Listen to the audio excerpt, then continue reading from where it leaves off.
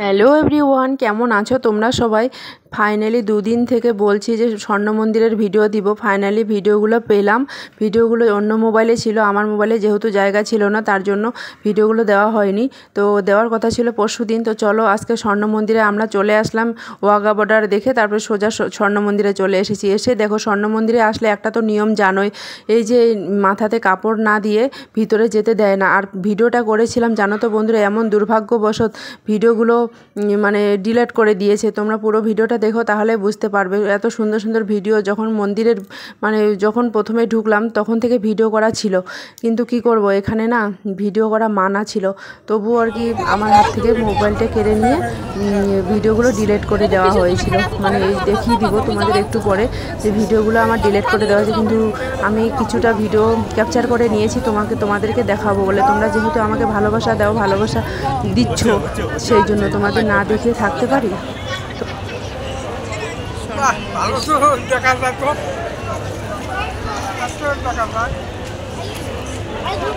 চলো, তোমরা কে কে গেছো না গেছো সেটা আমাকে কমেন্ট করে জানাবে। স্বর্ণ মন্দিরে সত্যি বলছি, এই মন্দিরের ভিতরে তো আমরা যেতে পারিনি, এত প্রচণ্ড পরিমাণে ভিড় ছিল। বাইরে চারপাশে ঘুরেছি, তো এখানে যাওয়া মাত্র আলাদা মতনই ফিলিংসটা হয়।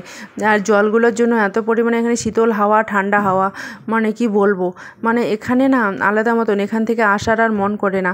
আমার মা বলছিল এখানেই থাকবো আজকে গোটা রাত, আর আমার মাসিও বলছিল, কিন্তু কি করব বলো তো, আমরা তো হোটেল নিয়েছি। হোটেলে আমাদের যেতে হবে, হোটেলে এত টাকা দিয়ে হোটেল নেওয়া হয়েছে, তো হোটেলে তো ঘুমাতে হবে না। তো এখানে আসার পর আমরা হয়তো ভুল করে ভাবছি যে হোটেলটা নিয়ে আমরা ভুল করেছি। হোটেল না নিয়েও এখানে থাকার ব্যবস্থা আছে। তোমরা যদি পাঞ্জাবের স্বর্ণ মন্দির দেখতে যাও, হোটেল নিবে না আগে ভাগে, এখানে থাকার জন্য বাইরে আর কি, এখানে না বাইরে থাকার। দেখো নীলাক্ষী, দেখো দেখো আমরা স্বর্ণ মন্দিরে আছি। বলো, আমরা যখন প্রথমে ঢুকলাম তখন ভাবছি মনে হয় ভিতরে যে মন্দিরটা আছে, যে স্বর্ণ মন্দিরটা সোনার মতন, এই যে মন্দিরটা দেখতে পাচ্ছ, এই মন্দিরে যেতে গেলে তোমাকে লাইন ঠেলে ঠেলে যেতে হবে। এত বড় লাইন, মনে হয় আমরা ওখানে ঢুকেছিলাম 8:30 9টার সময়, কিন্তু আমাদের লাইন ফেলতে গেলে ওখানে অনেকটা টাইম লেগে যেত, প্রায় ভোর 4টার মতন বেজে যেত। ওই জন্য লাইনে না থেকে আমরা বাইরে বাইরে ঘুরে দেখে এমনিতেই চলে এসেছিলাম। তো আমাদের দেখা হয়ে গেছে। আমার মাসিকে যেহেতু যেতে দেয়নি, আর মন্দিরে ঢুকতে গেলে অনেক কিছু নিয়ম পালন করতে হয়, তো সেখানে অনেক কিছু নিয়ম তোমরা হয়তো যারা যারা গেছো তারা অবশ্যই জানো, কিন্তু আমরা গেলাম তারপরে আমরা জানলাম আর কি। তো কেমন লাগলো তোমাদের স্বর্ণ মন্দিরটা দেখো, ভিডিওর মাধ্যমে তোমাদের দেখিয়ে দিলাম।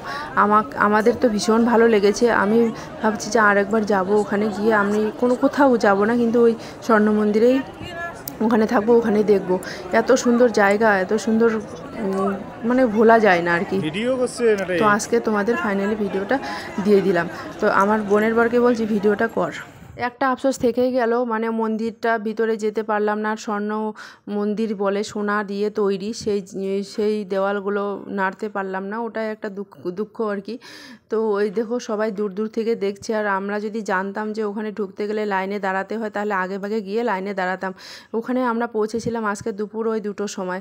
ওখান থেকে সোজা ওয়াঘা বর্ডার গিয়ে ওখান থেকে ফেরার পথে অটোওয়ালাটা এত ধীরে ধীরে অটো চালাচ্ছিল, এখানে আস্তে আস্তে আমাদের রাত হয়ে গেছিলো 9টার সময়।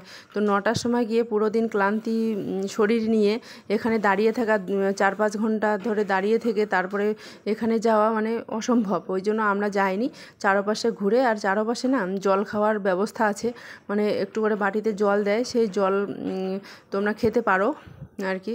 আর স্বর্ণ মন্দিরটা খুবই সুন্দর লাগলো, নামও যেরকম স্বর্ণ মন্দির, কামও স্বর্ণ মন্দির, স্বর্ণের মতন।